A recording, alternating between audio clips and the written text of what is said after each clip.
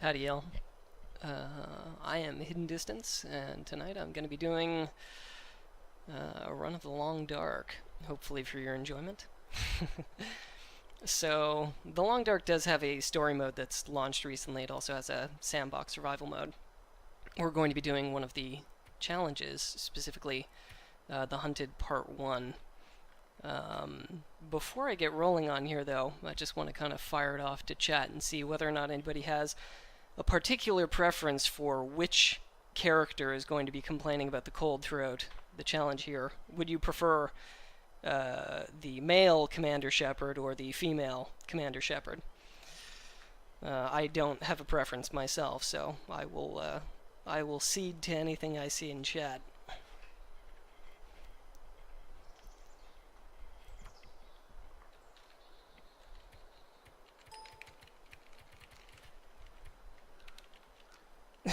The good one.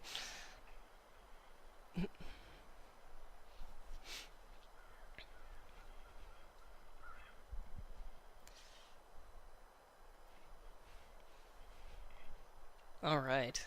Looks like we're getting some love for FemShep here. So let's go. Alright. So timing will start on go. So 3, 2, 1, go. I'll just be quiet for a moment here.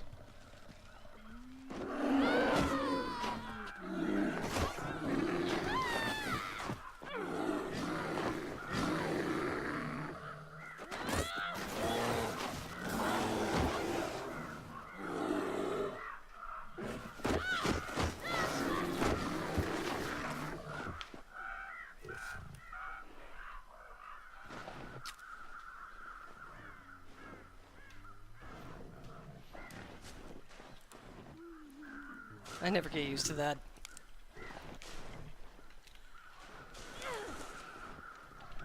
Okay. So every iteration of this challenge starts the same way. Getting mauled. I'm gonna bleed out soon. Getting mauled by a bear.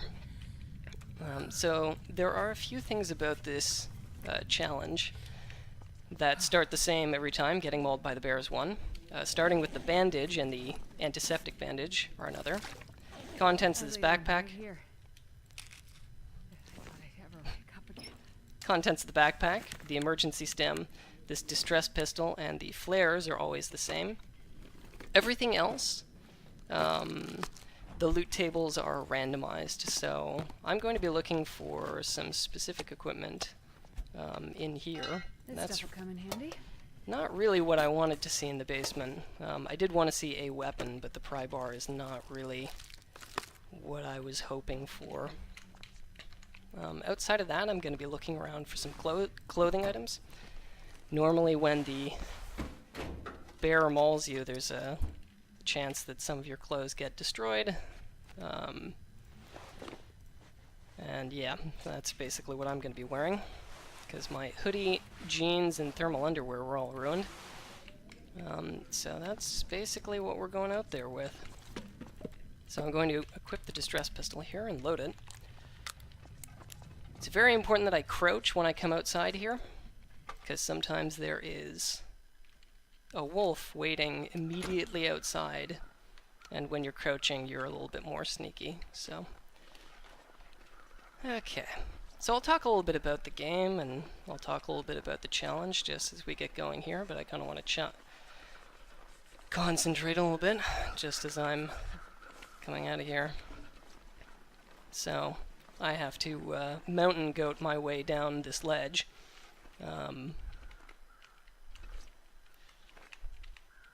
There is falling damage in this game, and falling off a cliff this size would be death.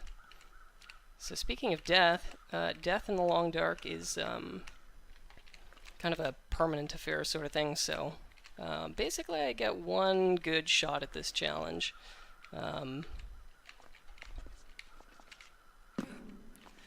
There we go. Okay. So we're kind of on our way. So the part one of this challenge, the hunted, is essentially that I have to get from being mauled by the old bear up there, and I have to get to another location in the game world, which is the Trapper's Cabin in another area called Mystery Lake. This one is called Pleasant Valley, and, well, I'll just say that it doesn't always live up to its name. So the first piece of speed tech that we're going to take advantage of here is that I'm going to do my best impression of Jason Statham in Crank. So we're going to fill ourselves full of adrenaline there with the emergency stim. This does two things. The first one is that it sets my stamina to maximum and keeps it there, so I can run or sprint indefinitely while it's active. The other thing is that it gives me a permanent, or not a permanent, but you know, not a temporary increase to my condition, which you can see in the bottom left-hand corner of the screen. So when that white bar is full, I'm at 100% condition. When it's at 0, I'll be real dead. So there's a number of things that impact your condition throughout the run. I'm going to be playing with slightly more safe strats, and I'll talk about what the more daring strats are as I kind of get there. Other things that reduce your condition will be, you know, getting mauled by bears. Being attacked by wolves will reduce your condition.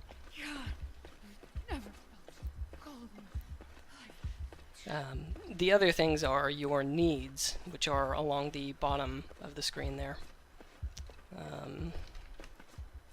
So, the needs from left to right are warmth, fatigue, thirst, and hunger. And when any of those bottoms out, you start to take condition damage. However, it's at differing rates. So, freezing to death is going to kill you really quickly. Dying of fatigue will take a very long time. Dying of thirst will be, you know, fairly quick. And dying of hunger will take a little while. So warmth is kind of the primary need to grapple with in this run. And as such, I'm going to be searching some of the locations in this Pleasant Valley farmstead for some gear. So things that I want to find include more of those medical, those emergency med sticks. Chances are I'm not going to find one just because they are exceedingly rare. Other things that I want to find are some clothes just to sort of stem the rate at which I get cold. Because, again, once it bottoms out, I start taking condition damage. And that's not good. Without really strong clothing in this game, you tend to get cold really, really quickly. Particularly on the higher difficulties. Which you can fix by, you know, starting fires and doing all kinds of different things. Here, put this away. No, put it away! So the really dangerous strats in this run involve basically rooting through here for coffee. Lots and lots of coffee. Do you folks like coffee? Real coffee? So, when you drink a cup of coffee in this game, it'll do a few things for you.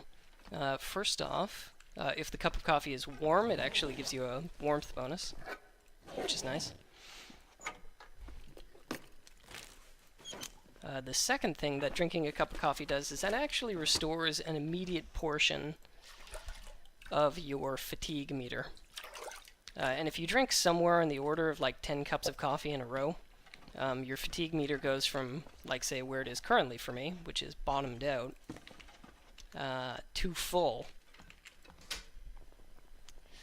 So the reason why having a full fatigue bar, or a fatigue bar that isn't bottomed out, is important 1, it does mean that, you know, I'm not taking condition loss, although as I stated earlier, the rate of my condition loss is going to be real slow. But I can sprint. I can sprint when I'm not bottomed out on fatigue. And sprinting is fast, so that's good.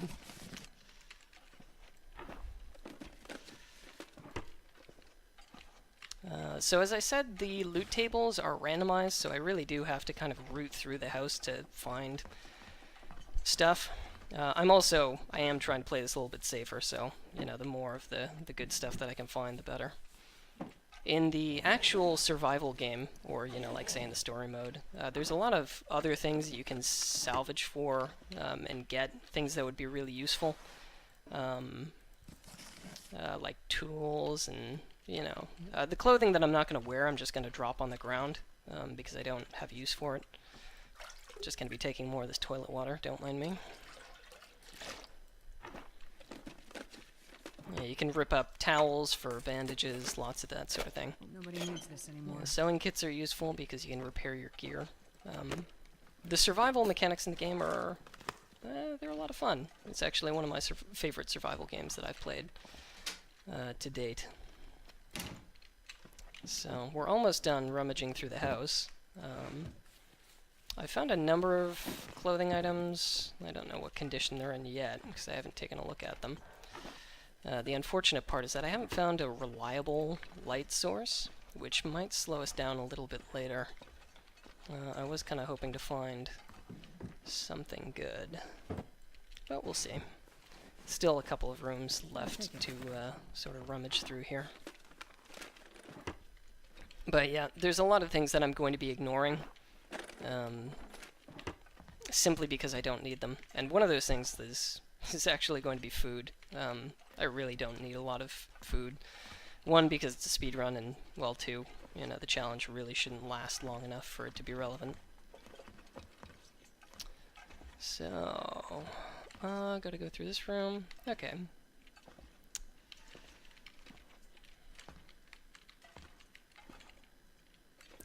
Nope. Doesn't look like I'm going to have a good light source. But we'll make do. We will... Yeah, we'll make do. So, what I'm going to do here is part of safe strats. So, normally what you would do at this point is you would start a fire and brew, you know, all those cups of coffee I was talking about. I'm not going to do that. I'm actually going to start a fire here and instead... that's the best I'm going to get, huh? I'm going to start a fire and I'm going to brew some herbal tea. So, when you rest in this game, so when you sleep, you gain condition back. Actually, at quite a quick rate. So that's going to be kind of, you know, one of the safety things that I'm trying for. Because if I wind up getting attacked by a wolf, especially with just a pry bar, fighting off the wolf is going to be challenging. And I'm probably going to take quite a bit of damage in the process. So when you drink a cup of herbal tea, oh man, get a roaring fire here. But yeah, when you drink a cup of herbal tea, it'll improve the rate at which you gain condition by resting. So I'm going to cook one for now, and then maybe for later.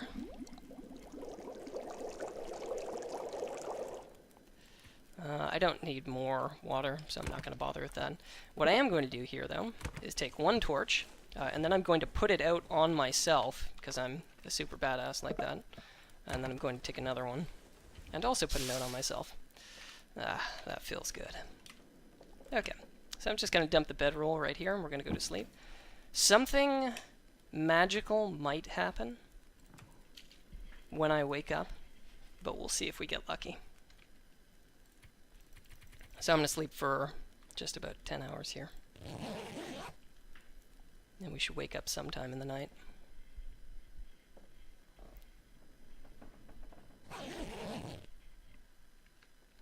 Alright. Not seeing anything that's too interesting. My favorite coffee and tea? I actually don't drink either of those. I'm going to sleep for another 2 hours. Get more of that. Oh! Something is happening.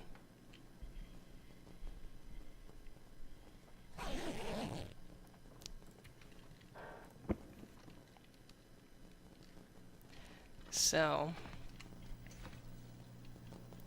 the long dark is described as a quiet apocalypse, and depending on what it looks like outside, I'm probably just gonna get going in the middle of the night for a very specific reason.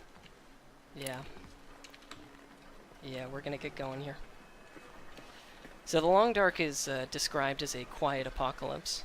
It takes place in the Canadian North. Whoa, boy. We are already off to an interesting start.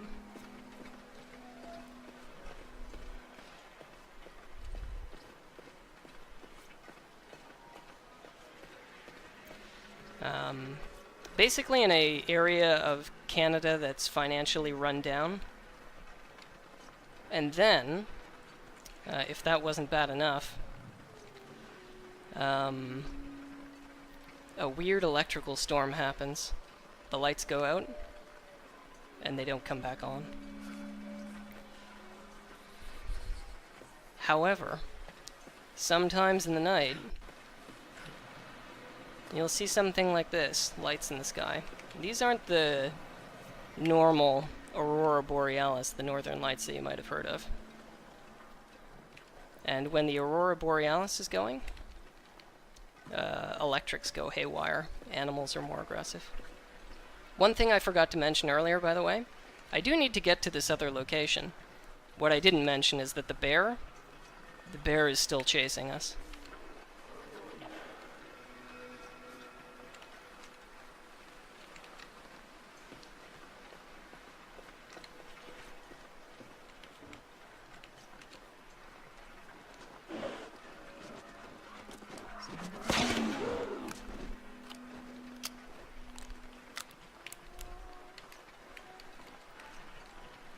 Alright. I didn't put on all my clothes. Oops. Oh well.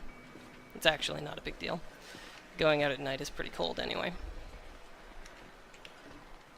So the only thing that can scare off a charging bear is a shot from the distress pistol. And I've only got a few rounds, so I don't want to see that bear very much at all.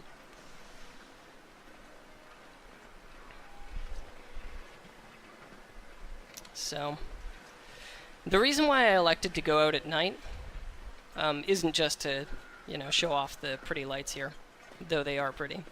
This game is actually kind of gorgeous. The primary reason why I decided to go out at night is that not only are the loot tables randomized in this game, but the weather is randomized as well. So, there are really nasty storms that you can get in the game.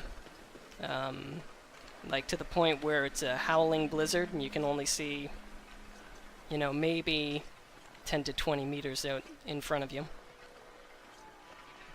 So really not far at all. You know, we're talking on the order of maybe, you know, 30, 50 feet.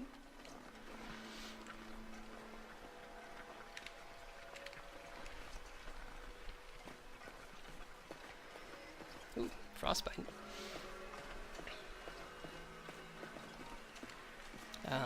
And when the wind is really howling during a blizzard, and you can't see, you can't really see the bear coming. You can't hear it coming either. It just appears out of the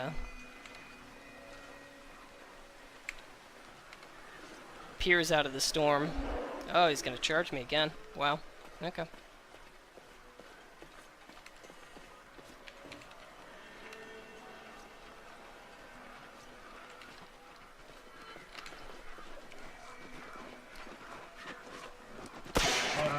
Oh dear. Okay. The bear is charging in a direction that I don't like. And in a direction that actually might be dangerous, but we'll see how it pans out here.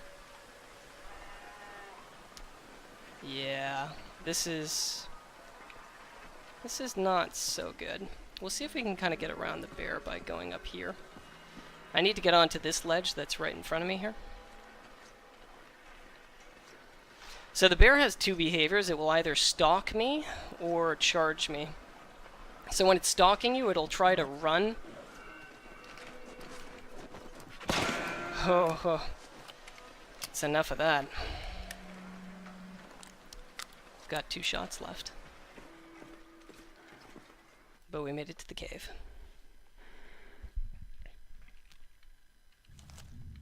Alright. So I actually am going to put on those damn clothes that I picked up earlier. I actually found a bunch of them. I'm kind of stupid for not putting them on. But this is fine. So the bear can't attack me when I'm in the cave complex.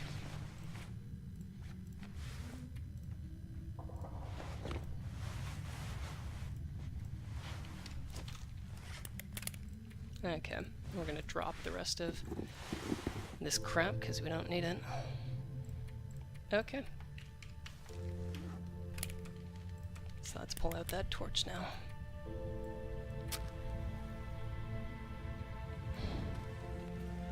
Alright.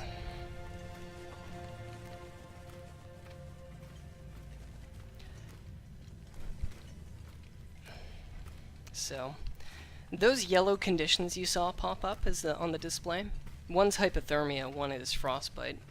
Frostbite you get just from having areas of your body that are being directly exposed to freezing cold. It's a really nasty condition. It can result in permanent condition loss. But I shouldn't have to worry about it.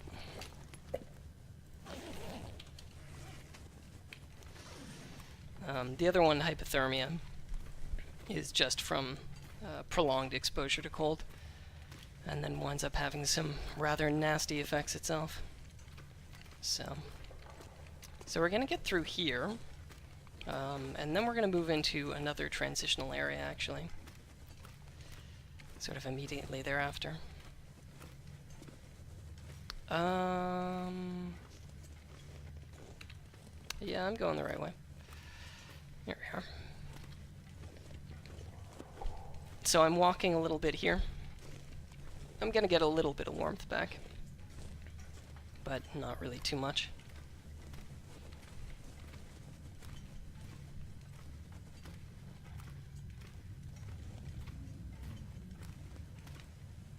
And I'll keep the torch with me for a little while I'm outside.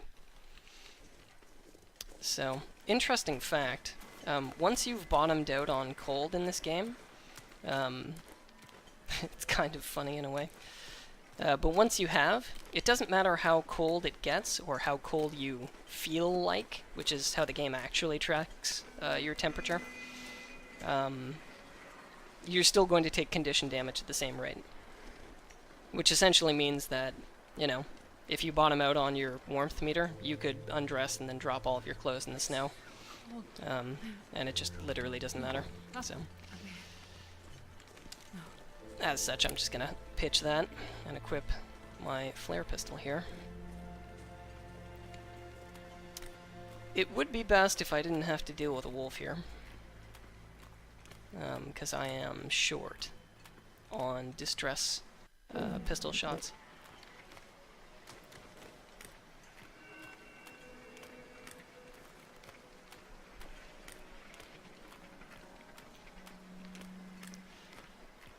Weirdness. Crows are flying through the floor in the ice. That's well, I mean, you know, it's probably just the aurora. You know, there's weird stuff going on. Can't explain it.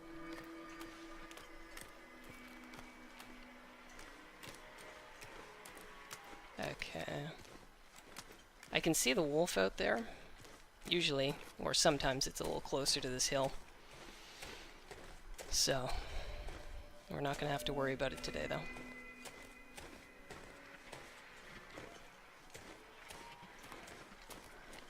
Alright. So this is another transitional area between Pleasant Valley and Mystery Lake.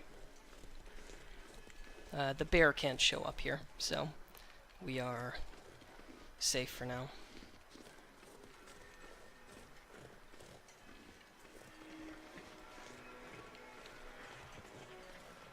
From the bear, anyway. I was worried about the wolf, but it's a little far.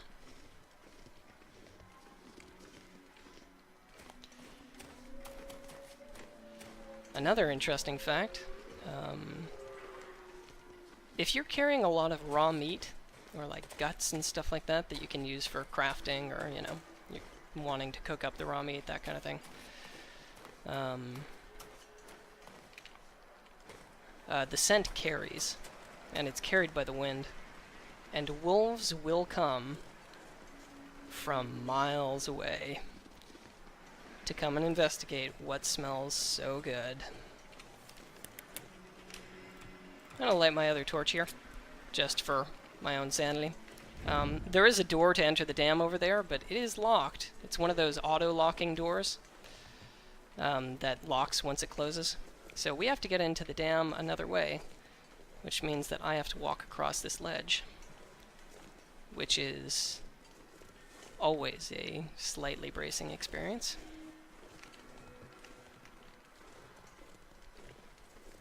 On one of my practice runs, I was walking across here in pitch black, and all I had were matches. I'd rather not repeat that experience, personally. It's a deer carcass. You can get crafting materials or meat from it. And we can get in here through this window. So, the dam is actually a little bit creepy when the aurora is going on.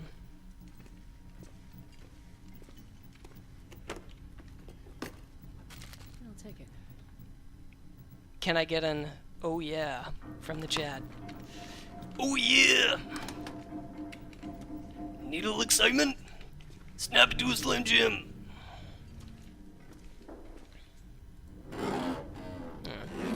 I'm going to check a couple of extra locations here. If a locker is actually locked, then then it tends to contain better loot, like that ski jacket back there. By the way, if you think that, you know, it's like, oh man, turn up the gamma or something like that, I can't see anything, don't worry. I also can't see anything. I just know where the lockers are. Oh man. Doubling up on the Slim Jims. This is on.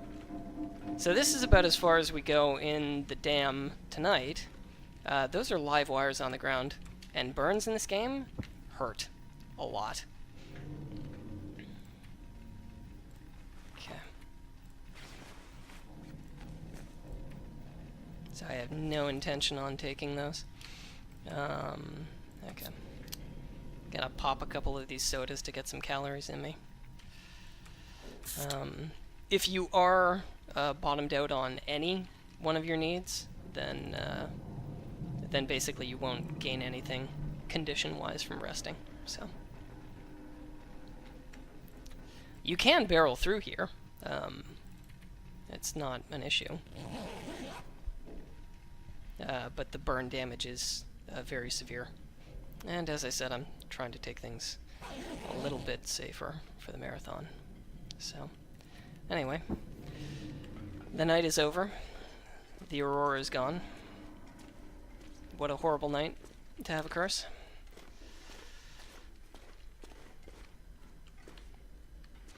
There's a couple of locations where you can find first aid kits. And those are basically the only places I'm going to check left in the dam.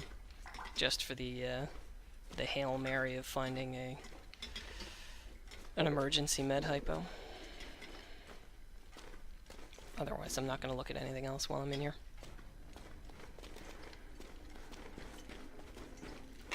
I will grab this storm lantern, though.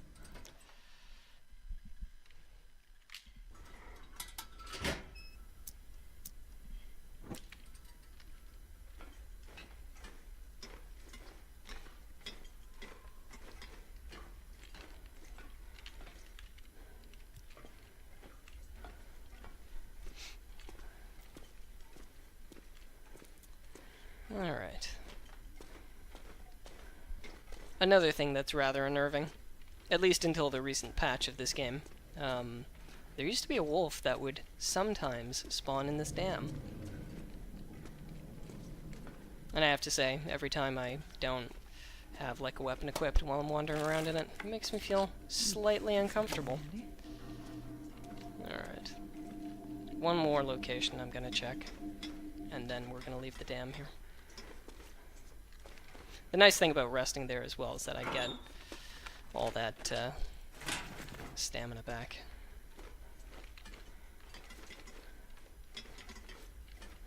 Okay. So I'm putting this away, because I'm going to want to have my flare gun out and make sure that it's cocked and loaded. I haven't seen it since the patch, FM. So it's a little bit foggy today, but it's not too bad. And look, we've run into an old friend.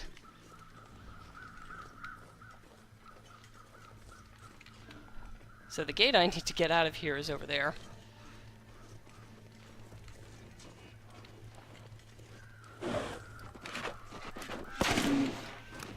Not today.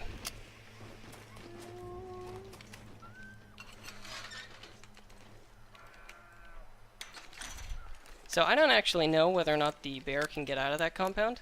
Frankly, I'm not sticking around to find out.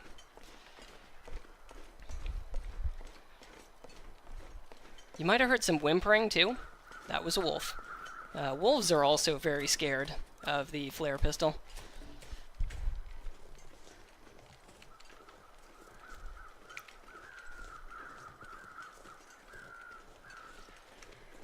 Alright.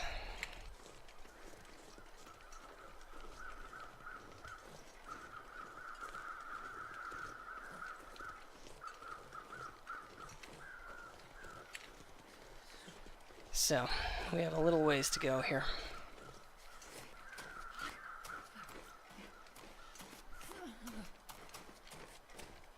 Mostly going to be following the railway, because the terrain is easier, and then I'll split off when I get close to. That's a wolf. I don't know if there are more of them around here. I would prefer if there weren't. But maybe if I give this one a wide berth, it won't become interested in me.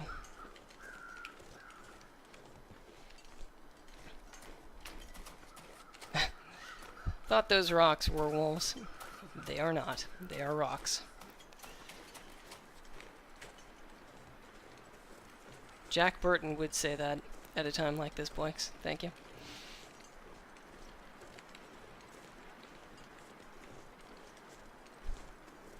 So it sounds as though the wind is picking up a little bit. It's not snowing though, so that should be fine. Wolves... Cold. Wolves take a variable interest in you at times. I was talking a little bit earlier about how they'll come from very far distances away to investigate you if you smell real good. Though, sometimes, even if you don't, wolves will be very aggressive. Sometimes they will follow you for a really long time. It's not a happy situation to be in. There's another first aid kit here, which I'm going to check real quick. Nothing I wanted.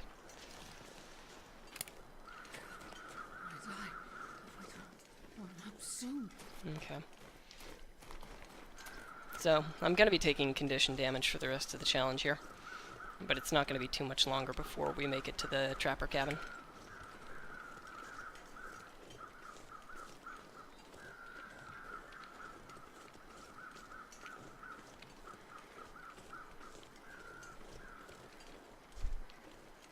Yeah, I'm okay. I am definitely okay making, Oh, I could eat anything right now. making the error of a false positive. You don't want to make a false negative error when it comes to dangerous wildlife.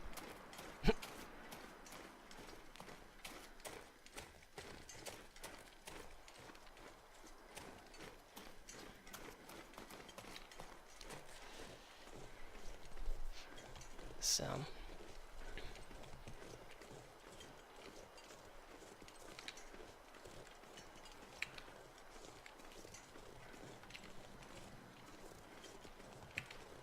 hearing things.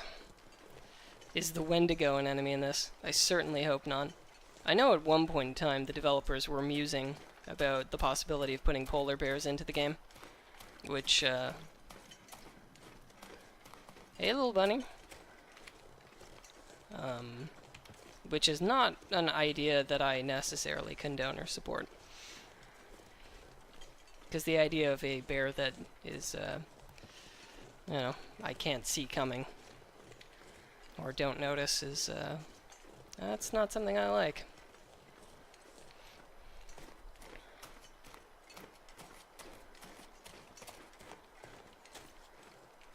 So I tend to try to be a little bit more careful when I'm coming across, like, ridges and stuff like that. If there's, like, a wolf directly on the other side, and it hasn't smelled me or come to investigate me or something like that, then it might not have started, you know, barking or making noise. If you stop and listen, you can usually hear wildlife a little ways away. But obviously your own footfalls and the clanking around of your own gear tends to make a lot of noise, so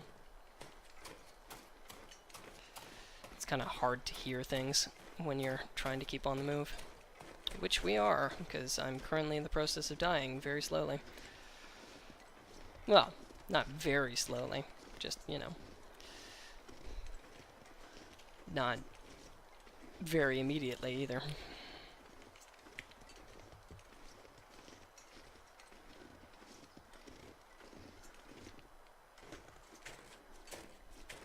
So, not too many advanced speed strats for this game that I'm familiar with. There's no, like, you know, huge skips or, you know, crazy kind of things that you can do. At least not for this challenge. It's mostly walking. And, if that's kind of turning you off in the game, in the sense that you're like, oh man, here's a walking simulator. There's a lot of walking that you do in the game, mostly for the purpose of exploration. But most of the stuff that you busy yourself with in the game is survival mechanics. I'm trying to be alert and aware and that sort of thing. So I would highly recommend it if it's something you're into.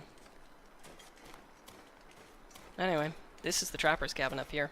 Time ends when I go through the door. So hopefully some of you out there have enjoyed this run.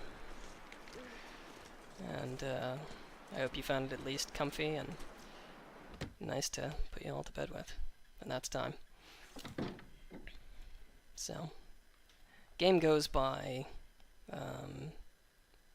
in-game time for the most part. So you can see I finished this in 1 day and 1 hour, which is not a bad time going by like safer strats. 14 hours is what I've done best in sort of the recent patch, downing cup after cup of coffee, where I don't sleep at all and you stumble through the cabin exit My stomach is eating itself. with no condition left to spare. Oh wow, 36 minutes. That was a fast RTA. Much faster than a lot of my practice runs. But yeah, so that's the Hunted Part 2. Maybe in a future Valuethon, if people didn't totally hate this, I could maybe run Part 2 of the Hunted. At any rate, that's going to be it for me. So, thanks all for watching, and I think this is the last run of the night, so we'll probably see you all tomorrow for more value.